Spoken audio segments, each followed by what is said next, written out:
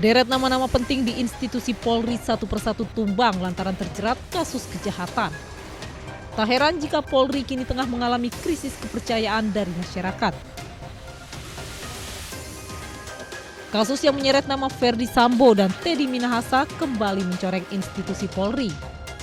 Dalam kasus kematian Brigadir Nofriansyah Yosua Huta Barat, Ferdy Sambo dan sejumlah jajaran Polri termasuk sang istri Putri Chandrawati kini telah memasuki masa persidangan. Sebagai seorang perwira tinggi Polri, jaksa menyebut Ferdy Sambo tidak dapat memberi teladan yang baik, bahkan mencoba memanipulasi barang bukti dan kronologi. Sebagai seorang dengan kedudukan sebagai pejabat tinggi Polri yang menjabat Kepala Divisi Profesi dan Pengamanan Polri berupaya untuk mengaburkan peristiwa penembakan korban. Diketahui dalam persidangan perdana yang dihadiri Ferdy Sambo selaku terdakwa pembunuhan Brigadir Yosua, terungkap sejumlah fakta penting. Pertama, Ferdy Sambo menginstruksikan Barada Richard Eliezer untuk menembak Brigadir Yosua. Kedua, Brigadir Yosua masih hidup pasca ditembak Barada Eliezer, dan Ferdy Sambo lah yang melanjutkan untuk menghabisi hingga tewas. Ketiga, usai Brigadir Yosua tewas, Ferdy Sambo memberikan telepon genggam dan uang kepada para ajudannya. Keempat, Ferdy Sambo menyiapkan skenario palsu terkait kematian Brigadir Yosua. Kelima, Ferdy Sambo memerintahkan jajarannya untuk menghilangkan CCTV. Ferdy Sambo sendiri jelang sidang perdana sempat sesumbar melalui pengacaranya Febri Diansyah bahwa dirinya hanya memerintahkan Barada Eliezer untuk menghajar Brigadir Yosua dan bukan menembak. Namun hal itu seolah terbantahkan. Dalam sidang perdana, pembacaan dakwaan terungkap Ferdy Sambolah yang terakhir menghabisi Brigadir Yosua. Ya itu kan bisa-bisanya Bang Febri aja, ya kan.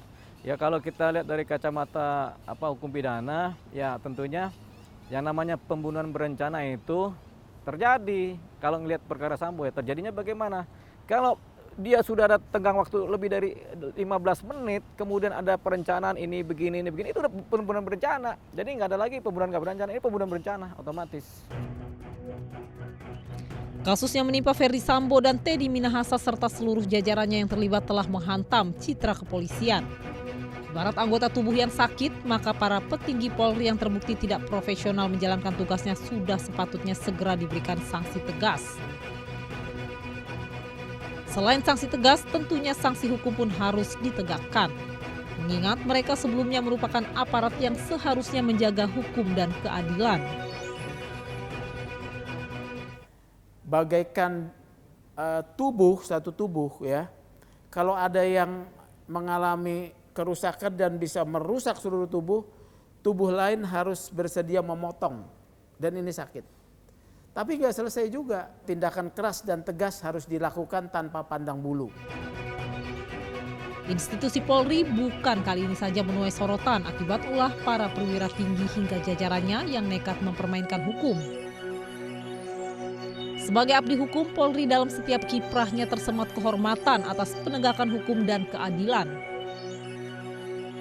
Sayangnya sejak dulu sejumlah jajaran di institusi kepolisian seolah tak pernah jera memperburuk citranya sendiri.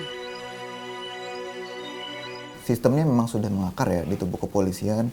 Kemudian kami melihat juga komitmennya belum ada dari negara sendiri untuk melakukan reformasi secara keseluruhan di tubuh Polri ini.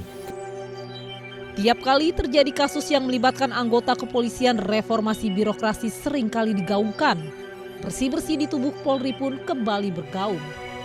Namun sesering apapun dilakukan, nyatanya kasus kejahatan yang melibatkan anggota kepolisian tak kunjung tuntas. Selalu ada saja perbuatan tercela yang mencoreng institusinya sendiri. Tak dipungkiri, motif ekonomi menjadi salah satu faktor pemicu utama. Kalau penegak hukum yang membackingi proses yang ilegal, bagaimana mau diproses? Internal polisi sendiri, saya kira nggak akan dia melakukan reformasi terhadap dirinya. Kenapa? Itu sama saja menghilangkan kenikmatan melakukan reformasi itu. Padahal itulah sumber gray area, wilayah abu-abu, itulah sumber kenikmatannya. Kasus demi kasus yang menghancurkan citra Polri semakin memperlihatkan adanya problem besar di tubuh Polri. Padahal tegaknya hukum yang berkeadilan bagi seluruh rakyat Indonesia hanya dapat tercipta di tangan aparat kepolisian yang bersih dan menjunjung tinggi nilai-nilai hukum. Belum tuntas kasus Verdi Sambo yang melibatkan puluhan anggota kepolisian. Kini institusi kepolisian kembali tercoreng dengan kasus narkoba.